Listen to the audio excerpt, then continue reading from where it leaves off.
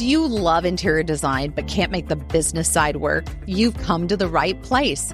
Welcome to Success by Design, mastering the business of interior design. Whether you want to elevate in your current interior design firm, start your own firm, or move the needle when it comes to your existing firm's trajectory, this is your masterclass, and I'm your host, Katie Erickson. Learn from my mistakes as I built a coast-to-coast, multi-million-dollar interior design firm. I share nearly 20 years of serving as a university professor of undergraduate and graduate business courses with you. And best of all, I bring in experts in all things business and interior design. Class starts now. Hey, everybody. Welcome to today's show. And I am so excited to have with you Zoe Brown. And if you're going, Zoe Brown, I haven't heard of that designer, I would say yet. Because Zoe is one of my coaching clients. And I wanted to bring her on the show because I think so oftentimes we think that we have to be either failing in business or really struggling in business or uncertain about our business to come to coaching and come to someone else and say, hey, I want to do this. What do you think? Or I am working through this, or this is my goal and it's completely positive. How do I get there? And having people just in life in general journey with you, I think is so important, but especially in your business. So Zoe, welcome to the show. Thank you, Katie, for having me. Thank you. I'm so excited that you're here. And tell us, how did you come to even find me? Let's just start there. So it's an excellent question because I did the same course that you did with Jason Bemis and the International Association of Colour Consultants. So I came across your name because they spoke so highly of you and what you'd gone on to do and be so successful. And I was like, who is this mystical creature? Your name just kept popping up. The lady that I was studying with had been in contact with you before she'd done the course. So, you were kind of there in the background this whole time. And after I'd completed the course, I was looking at your website and I realized then that you did coaching and obviously you'd done so well. I just liked your style. And that was the point that I thought, maybe I'll, reach out to Katie. And so that was the first point at which I'd discovered you. Which I'm so glad you did. We have had more fun together, and I think we've solved more together. Tell me about where your business was at when we started and where it is at now. Okay, so that's a big one because when I came to you, I was purely focused on colour, and I had this plan that I would just be colour consulting.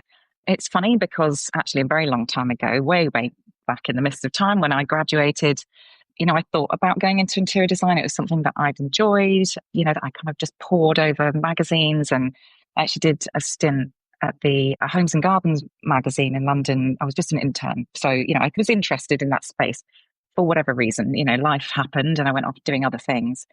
So anyway, sort of after a divorce and, sort of big life events for me, I'd been a copywriter for decades at this point, but I was definitely ready for a change. And I thought, everything else is on fire currently. So why not think about, really committing to that original dream. And so I thought, but this was manageable. I couldn't see myself necessarily going back to college full time. But so this course was great, a great introduction. It just felt good. It was fun. The people were amazing. So anyway, so that's why I was focused on colour.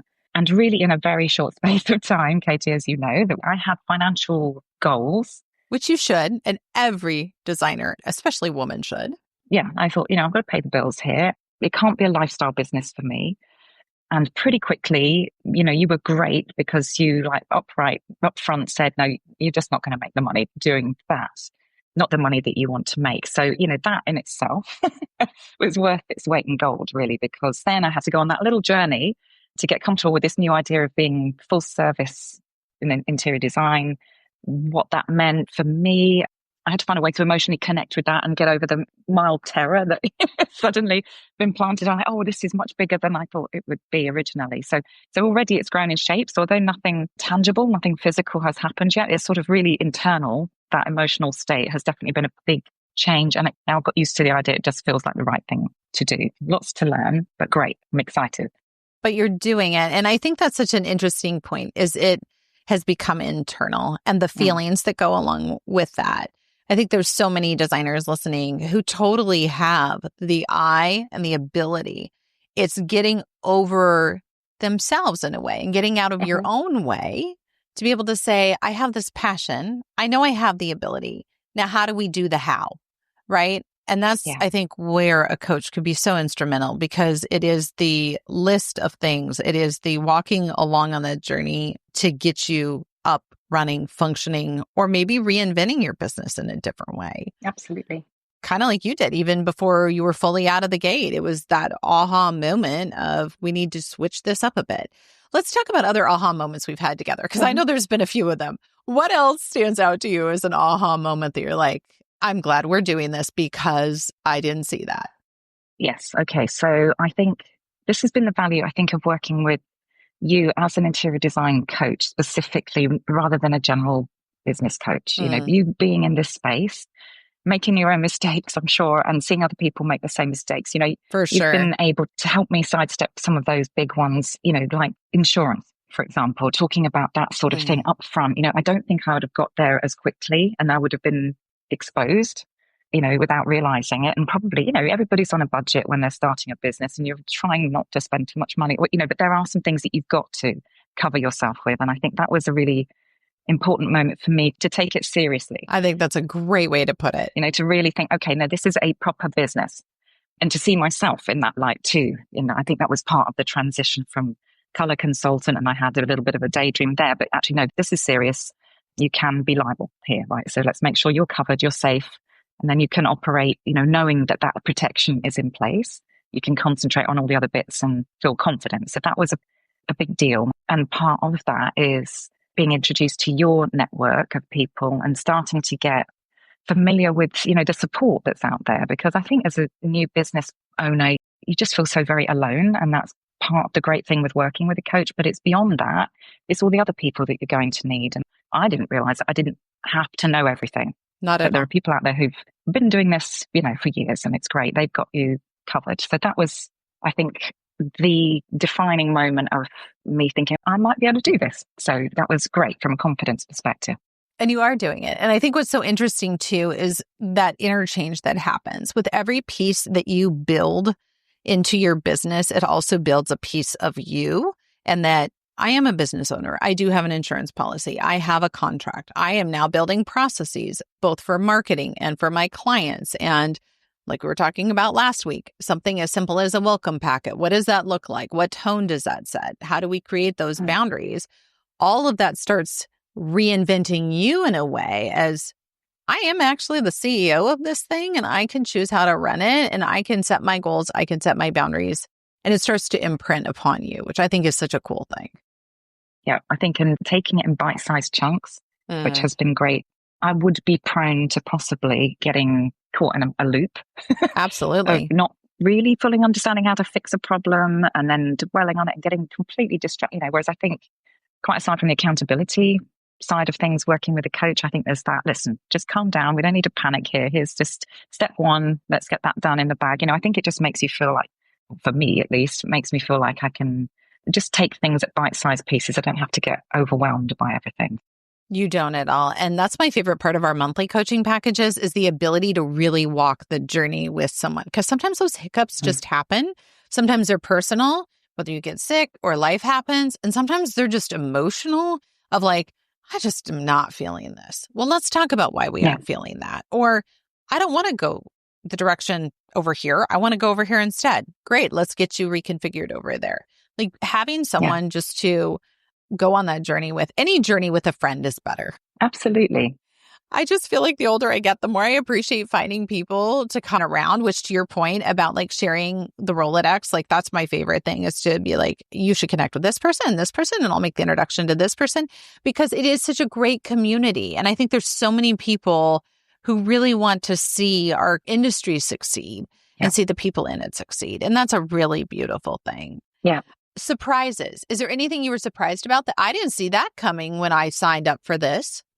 Well, I think initially the transition to the full service Yeah. was a big one, but surprises, I think, you know, when we had our little 15-minute exploratory conversation before we signed up to anything, and I think the biggest surprise to me was actually how grounded you are, and how, you know, you've been very successful, but you're very human and relatable and fun. And I thought, you know, actually it was a surprise that this could be invigorating to some degree, having these conversations. And I mean, you referred to, you know, having a week down if you're ill or something. And I did a couple of weeks ago.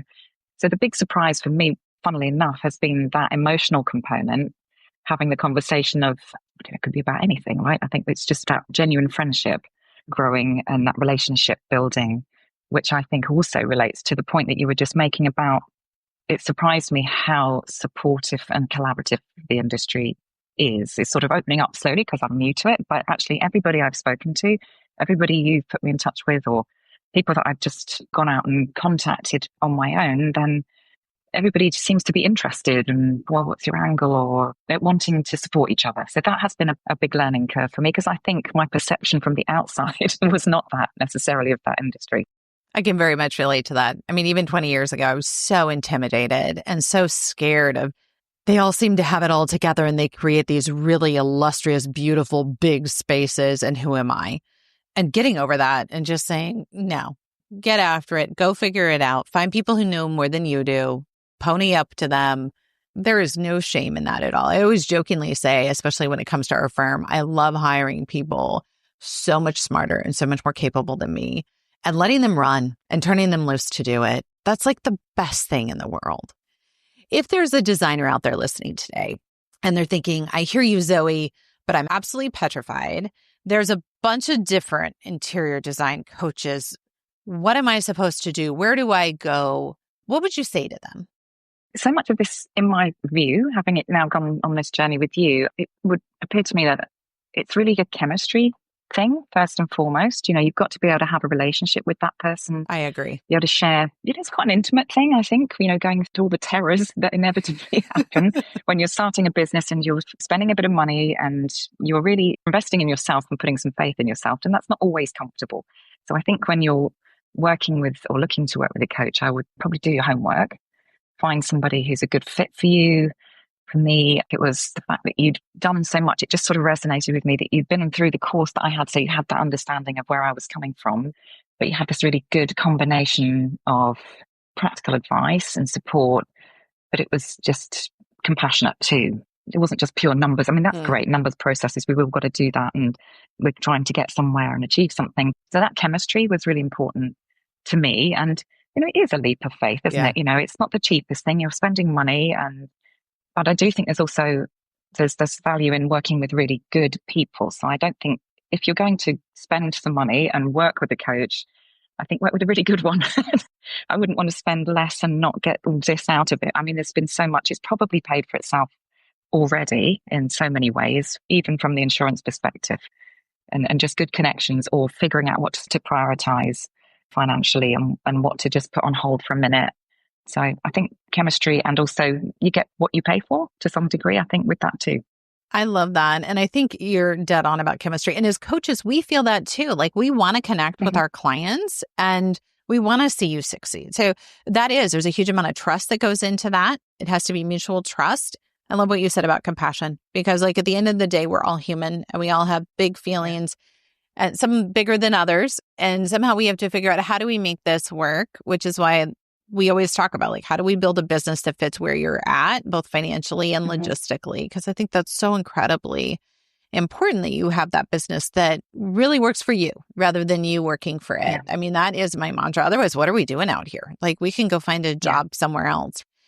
So how do we create something that's really sustainable? And I love what you said about doing research, like when it comes to find a coach who's active in the industry, like find someone who's actively participating, who's designing, who's in the space, who knows what it looks like to be dealing with tariffs right now, or what's the latest from installers, or has walked in that space personally. Because I think there's just stuff you learn on the ground. There's hard life lessons, mistakes.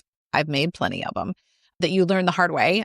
And having a coach that's done that ahead of you, game changer. And I speak as someone who has been coached. That's my favorite type of coach, is someone who's already been out there and been like, oh, I can report back, that's not a good idea. And you're like, oh, who knew? I was going to ask you actually about that, whether you'd had a mentor, because I don't think we'd ever discussed that during our chats. Yes. I've had so many different mentors throughout my life. And I look at each of them probably like a color. They each are a different hue. They have a different vibrance to them. But when combined, it creates a really beautiful picture. And so all the way back to when I was an undergraduate. I had an LA attorney who had retired to where I was going to school, who was fabulous. And he really taught me legal and taught contracts and taught, have you thought about this? And basic things like even contract negotiations, who names price first, those types of concepts. And then the year that we grew huge as a firm, I absolutely had a coach and she was great. And she's like, do you have processes? I'm like, I don't know. I mean, kind of. Yeah. Yeah. Total true story. And now I look back and I'm like, oh my gosh, I can't believe I even remotely attempted that without this level of processes we have now. Like, it's a miracle that we did not crash and burn. That should have been a total dumpster fire. And it wasn't, because we got a great operations person on board right away and said, help, put the wheels on this bus. So back to like building that tribe of people and finding the people that are brighter, smarter, more capable, like as far as coaches, mentors on your team. And I think too, it's been interesting just in the last 2 weeks, I've had 2 coaching clients that for the first time have been like, you mean I don't have to hire a full-time employee? Because that's one of the questions we get all the time as coaches is like, I'm going to make my first hire. Who should it be? And it's said with fear and trepidation. I'm like, you don't have to bring on a full-time employee and pay all their Social Security. Let's just start. What is your actual need? And then we can find contractors. We can find wonderful people who will come in and do the work where you don't have to take on the burden of, oh my gosh, I've got to have this sacred unicorn who can do everything for me because I've got to be 40 hours a week. And just even that conversation, I think, is really interesting right now because I'm always surprised by how many of my coaching clients think that that is what they have to do. I'm curious, did you feel that way? I haven't even got that far, honestly. Yeah. So they're way ahead of me. But well, there's our free coaching session for today, folks. Yes. If you're thinking your first hire has to be a full-time employee, book a discovery call because we can talk about that. But making myself the full-time employee was the challenge. Right? I think that was the beginning for me. So, yeah. Yes, that's so many people. I love this conversation, Zoe. Anything we haven't touched on that you're like, I really want to share this? I think also one thing that I just thought about actually when we were having that conversation was the importance of pricing. Yeah. And how many people undervalue themselves and their service. And that has been, I mean, we're still on that journey and I'm still figuring that out, but that has really made me stop and think because the temptation is to, stick that price way down because, you don't have a massive portfolio yet. So that's a big one. And I get the impression from our conversations previously that that's also a challenge for so many people who get stuck then in this position with not getting what they really deserve and actually need. Yes. To cover everything. And the 2 things I always say, perception is reality. If you are going to charge $95 an hour, expect to be treated like a $95 an hour designer. That is how your clients will perceive you. 150%. Yeah. And stop jobbing. Stop looking at the job as a hobby that you're doing a favor to friends. As you were saying right when we started this conversation, right? Like it's really changed how I view myself. And it should, because no designer should treat it as a jobby if they really want to make money at it and grow their business. If you really are like, no, it truly is my hobby and I just enjoy it, great. But if you want to run it as a business, make money and scale, then we have to get out of the jobby mindset and start pricing where we need to be for the market that we're in, which is very different in Columbus, Ohio than say Orange County. And knowing those differences and saying, where do I need to be? I love that conversation, Zoe. This has been a good one. Thank you so much for sharing your insights. I love this. Absolutely. Thank you for having me. And I don't have a huge amount of experience yet, but I'm definitely getting there. And it's been absolutely fabulous to work with you so far. We're just at the beginning of the journey. So excited for what comes. I feel the same. Thank you. Thank you. And that's the closing bell. I hope you've gathered valuable insight from our conversation today, equipping you to thrive in your interior design business. Don't forget to hit that follow button to never miss an episode. And if you have burning questions or specific topics you're curious about, explore our episode library, or better yet, book a strategy session directly with me at colorworks.coach.